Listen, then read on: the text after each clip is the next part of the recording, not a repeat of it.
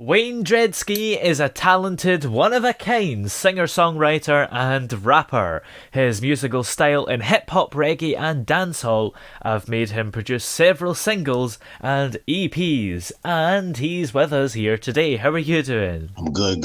Coming live direct, Wayne Dreadski. Yeah. Thanks for having me. Well, thank you for coming on the show. Now, first of all, how would you describe the style of the music you make? That's a good question. I'm glad you asked. I represent a good Geechee style, represent the low country, we call it, of South Carolina, which is one of the coastal regions out here in the States. We have over 30 islands out here. So I represent that Geechee style, down low country style with the influence of urban flair to it. So it's a unique genre breaking style. Definitely. Yeah, so would you say that the geography of where you are has quite a big impact on your style then? Definitely. When you can kind of incorporate your culture within what you're doing, it just makes it much more authentic and real. So, the fans can pick up on that, definitely. Yeah, and I suppose it's good to have that hometown pride in your music as well, isn't it? Oh yeah, definitely. It helps with that extra motivational piece for sure. Yeah. And lyrically, do you have any particular themes that you like to include in your songs? I'm good. You asked some real good questions, man. Really kind of depends on the vibe, when I'm in the studio, the production, the engineer I'm working with.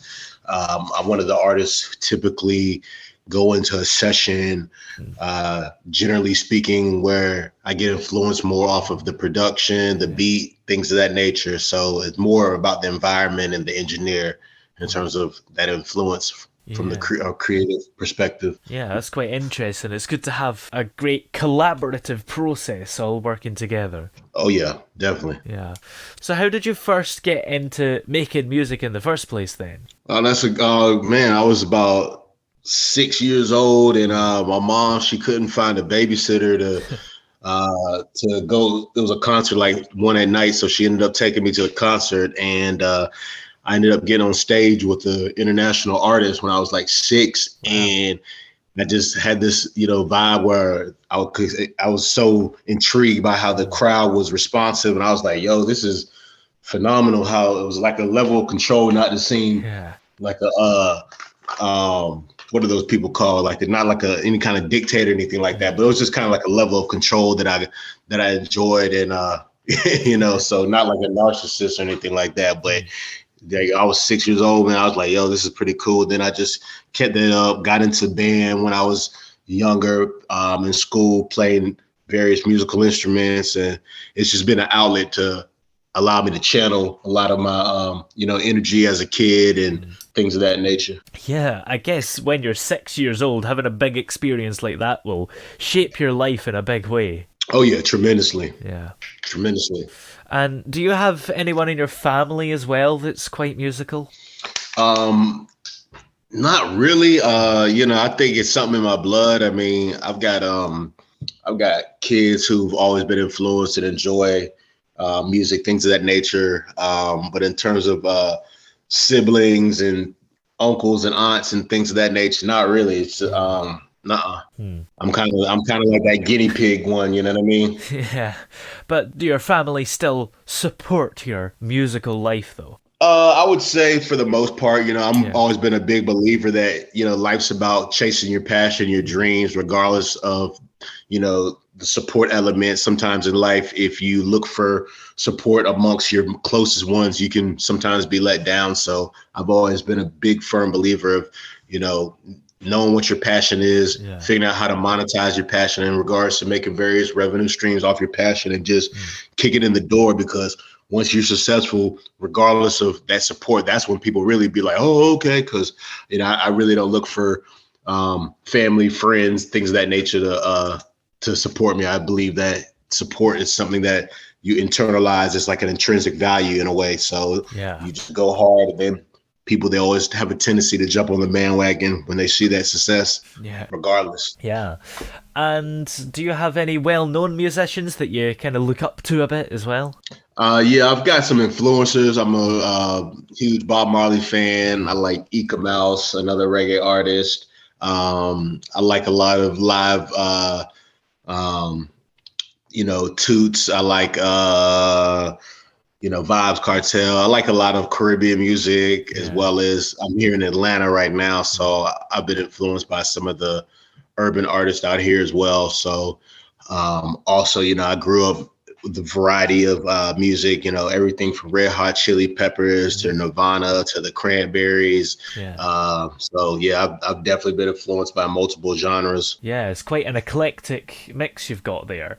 And Oh yeah. because there are so many artists in the hip hop genre and things, how do you differ yourself from a lot of these people? Good question. I differentiate myself just really with my engineers, my production, my style of music. I oftentimes get heard, I've never heard anything like this. Most of my fan base is overseas, probably 30% of my fans are in Germany. I tailor to more of a worldwide audience for whatever reason. In terms of, I'm real big in terms of looking at my numbers and statistics and kind of reverse engineering my marketing campaigns. So I always look at my data in regards to what countries are enjoying it the most, things of that nature. So I've noticed, like I said, on a larger scale, over half my royalties come from overseas. So yeah. So I differentiate myself for, I kind of just look at what the fans, do. I do my thing and then just see how they're responsive to it as a result, Yeah, and I suppose music is one of those things that can be appreciated on an international market, because even if you don't understand the lyrics, if it's got a good beat and it's catchy, then somebody in another country somewhere can still be a big fan of it. Yeah, you're absolutely right. And you'd be surprised how many people actually overseas that my language is not necessarily their native language, but they still know all the words. Yeah. Some of my music, I don't even know all my words to some of my own music. They know the words better than I do. Yeah, it's incredible. There's probably some people that have been a fan of a song in a different language, and as a result, has kind of ended up being able to speak that language. Oh yeah, definitely. Yeah, speaking of that, it's not necessarily a language, but I was a huge fan of Dizzy Rascal. I know he's a worldwide artist as well. So, that always, as when I was younger, kind of being like, okay, seeing how that artist from overseas out here, I had individuals, you got groups like Wu-Tang Clan. I toured with You Got a Wu-Tang Clan in Canada several years back. And, in terms of just even on that worldwide level, when I was overseas, in Canada, it was just like that love that these people, show you, you know what I mean? And they're not even necessarily from where you're at or anything, but, oftentimes, like I've mentioned, I get just a different vibe and a more, I'd say, genuine appreciation, I guess, from worldwide, from people overseas, Yeah, absolutely. It's great to have a big market. And Oh, yeah. when you're not making music, do you get up to anything else fun in your spare time? Good question, man. I love like snowboarding. I'm a huge advocate of community projects. I do a lot of various things throughout my community. I'm a huge believer in education. I'm a huge crypto maniac kind of guy. I love investing, things of that nature. I own properties, love working on, doing property work, everything from outside projects to indoor projects. I'm doing some remodeling in one of my Atlanta properties right now. So yeah, just things to keep me motivated, occupied. They say the idle mind is the devil's workshop. So I always believe in staying productive. Yeah. And the crypto stuff, that's been quite popular for a few years now. Is it still worth a lot of money getting involved in that? That's a good question. I got involved in it years back because of some of the websites that I use. You could only use crypto, if you know what I'm saying. It was some mostly dark web kind of stuff, you know what I mean? So that's how I kind of got into it, and I actually forgot about some of the crypto that I'd allocated for some purchases. So, one day I'm like, oh man, you know what I mean? That happened as well when I forgot my Robinhood passcode for a while, and I purchased a bunch of Pinterest stock the day it came out, and finally got back in my account, and I was like, whoa, where'd all this money come from? So I've had success with it. It's kind of one of those things you never want to, it's not like you want to spend your mortgage payment on it. You never want to put in anything you're not willing to lose. That's what I would tell anyone. I'm also one of those people where you don't understand the concept or can't get it, I don't have time to try to sell anybody on it. You know what I mean? I just Yeah. be like, all right, whatever. Yeah, I think there was a story here recently where years ago some guy had bought a few pounds worth in Bitcoin, so he Hmm. chucked the hard drive it was on out because it wasn't worth much, and then now he's trying to find the hard drive again in some landfill site because it's worth billions. Wow. Yeah. Yeah. I've heard that.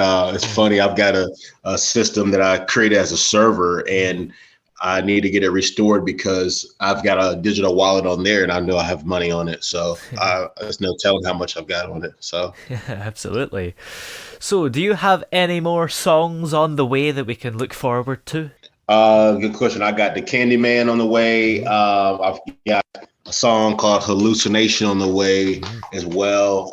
That's going to be dropping in about when's that dropping? About like probably either within this summer. Let's just say this summer on a Friday in this summer.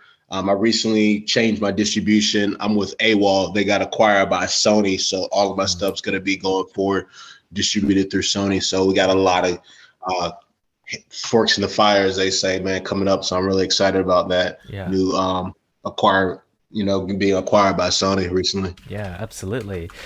And so, where are we able to find your music everywhere? All the stuff that you have released? Good question, man. So you can get on Spotify, iTunes, Apple, music, obviously, Amazon, Pandora, iHeartRadio, depending on whatever digital device you use. You just go on your digital device, search Wayne Dreadski, it's going to pop up. Mm. Rest assured, Shazam, all that good stuff like that. Yeah, absolutely. Well, thank you very much for coming on the show today. It's been great to have you here. Nice. Appreciate it, man. Your time. Definitely. Definitely. Nice experience.